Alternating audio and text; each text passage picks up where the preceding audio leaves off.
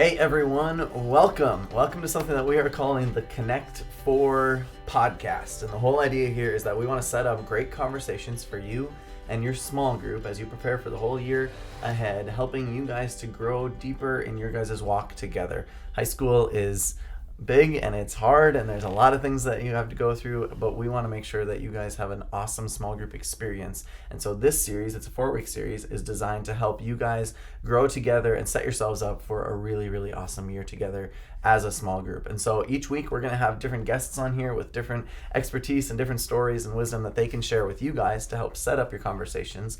And we're super lucky, super excited to start off the podcast with the two experts on the small group journey, your high school small group pastors, Kim Smith and Rich Beasley. Hey, many of you have seen them around. We're so excited to have them on here. They're going to share some stories with you and share some of their wisdom as we jump in. My name is Luke. We're just really, really glad to have this time with you here tonight. So it's a 4-step process that we're going to kind of talk about over the next 4 weeks. We'll get to the later steps. We'll kind of tease those at the end of this podcast. But just for right now, we're just going to start by talking about small groups. Why they matter, why they're important, why someone listening to this who somehow found their way to this small group conversation should make small group a priority of their time and of their year. So who wants to jump in first and start talking about the value of small groups for these students? Well, you're here already, so thank you for first being in a small group. And Right. our job is to keep you here. That's not just our job, though. That's your group's job. But it is of vital importance. If you just come and go in our Sunday services and the only touch you ever have is Sunday morning service, you're probably not going to find everything you need as a high school student. You're going to need relationships. You're going to need friends. You're going to need some strong, influential leaders that are adults. And we hope to provide every bit of those in small groups. Yeah. Whenever I think of small groups, I always go back to Acts 2 because I love the picture of those early believers and how, Jesus has ascended into heaven and they're on their own now. Holy Spirit's on the scene, but as they have that first church together, they do some very specific things together, which in Acts 2 it talks about how they devote themselves to the teaching, to the fellowship, to being together, to breaking bread together, and to prayer. And I think that is what a beautiful picture of our small groups are, doing life together, basically. And that's really why we have jobs, because we believe in it so much and we've experienced it, we've watched it, and we're just totally sold out for it. Yeah. Totally. That's awesome. So kind of an adage we have around a big church like Eastview is that the bigger we get, the smaller we have to feel. Right. And that's really what we desire for you guys is we want you not to feel like you faded into some mob of high school students, but that you matter and that your experience matters. And this small group kind of setup is the way that we want to see you guys growing spiritually. It's at the very core of what we do. So tell us, Rich, what's the goal here? Like, what is a healthy small group supposed to accomplish, or what's the point for these students? What are we trying to get towards? Well, we want, whether you're a guy or a girl, we want you to have some peers in your class, your same gender, that you meet with every week, that you get to do life with, that you get to see how messed up they are, same as you, but also how strong they are, and build off each other, sharpen each other. I mean, hopefully you're going to be influenced by the people you hang out with. You are going to be influenced by the people you hang out with. If you've been in our ministry long, you've heard it said from stage, different places, that show me your 5 best friends, and I'll show you who you are. And it's true. If you hang out with the wrong crowd, or if you hang out with any crowd, it's going to influence who you are. So hopefully, small groups is a great place of great influence. Say that one more time. That's a really good quote. Your 5 best friends. Show me those 5 best friends, and I'll be able to tell you who you are, or show you who you are. Yeah, yep. That's good. It is. Good. So these students are sitting there. They found that maybe they're used to being in small group, all those things as they've gone through Eastview Kids and then junior high, and now they're here in high school. Or maybe they've never done a small group before. Is there any distinct markers, Kim, of like a high school small group that you feel like really make the high school experience different than what they've experienced, or something really fruitful for them? Well, when you move into that high school age, life just gets bigger. You know, you are able to function in, freedoms are coming your way, responsibilities are coming your way. There's tons of huge decisions, and the relationships around you become that much more important. To have, first of all, adult relationships, parent and family relationships are huge.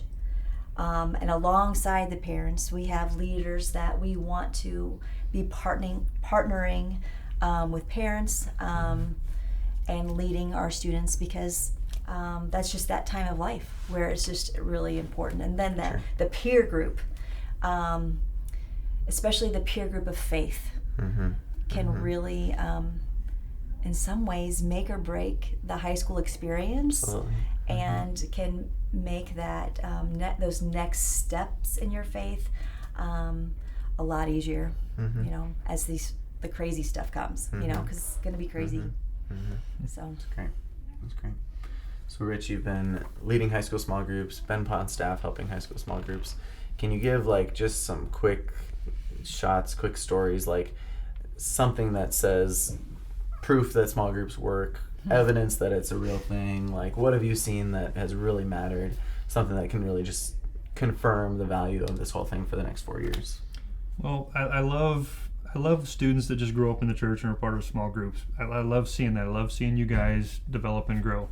Probably a little more so, or at least what I enjoy more, is seeing those groups that are already developed invite friends in. Invite a friend that's struggling with a divorce, a death in the family, any kind of tragedy, anything that's hard to deal with, and not rescuing that, from helping them navigate that in a way that's just loving as Jesus would love us. And in the process of that, drawing them into that friend now wants to be a part of what you have. And hopefully that what you have is you have a small group that is loving each other together and loving Jesus together.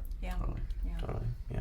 So again, we're just trying to help you see very from the groundwork why small groups are so important, why making this a priority of your time, of your schedule, all of your energy, all those things matters. But it's really the next 3 weeks of this series, the next 3 steps that we're really, really excited about, that we really think are going to be super valuable for your group and the journey that you're going to be on. So can you give us a little bit of a preview, Kim, Absolutely. of what we're going to be looking at in the next few weeks? Sure. We're super excited because once we have you in a small group, that will lead you into the next few weeks, which the next one, week 2, is talking about being connected in your group, in church, with people that you need to be connected with, and after that connection leads to being known, and being known is something that we all desire, but it's in some ways harder than ever as the generations pass, and with social media being a part of things. And then as you are known, that will eventually lead to our ultimate goal of trust and vulnerability with this community. And that will help us in our journey as a Christ follower. Yeah, so, for sure.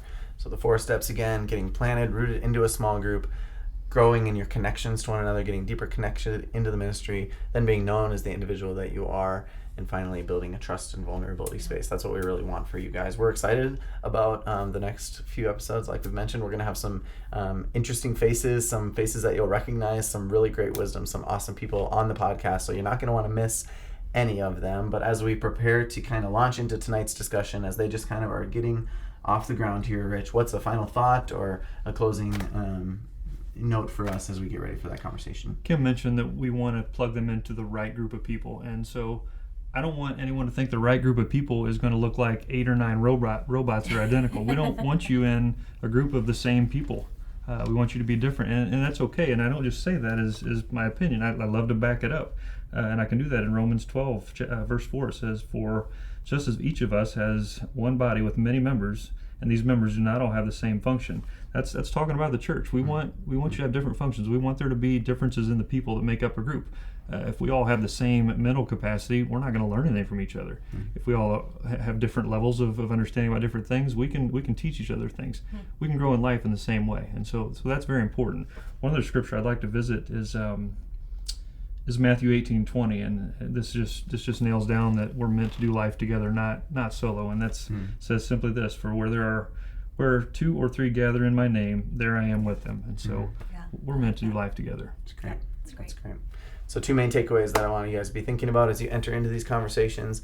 First, just really think about how you might make a small group a priority of your time, of your energy, of your schedule this year, because it matters so much. And second, as we get ready for the rest of this series, is there someone that you know that could benefit from a small group experience? Hopefully we've given you a good picture of why it matters and why it's so important, and you might be the person that invites someone into having that totally transformational experience in your small group or in a different small group. So maybe this is the week that you should be thinking of some friends that you want to invite into this process too. So we hope that you have an awesome conversation with your small groups tonight. We're excited about this. We're excited for you guys. Thank you guys both for sharing your wisdom. You're and welcome. We're really excited to jump in again next week. So we hope you'll join us.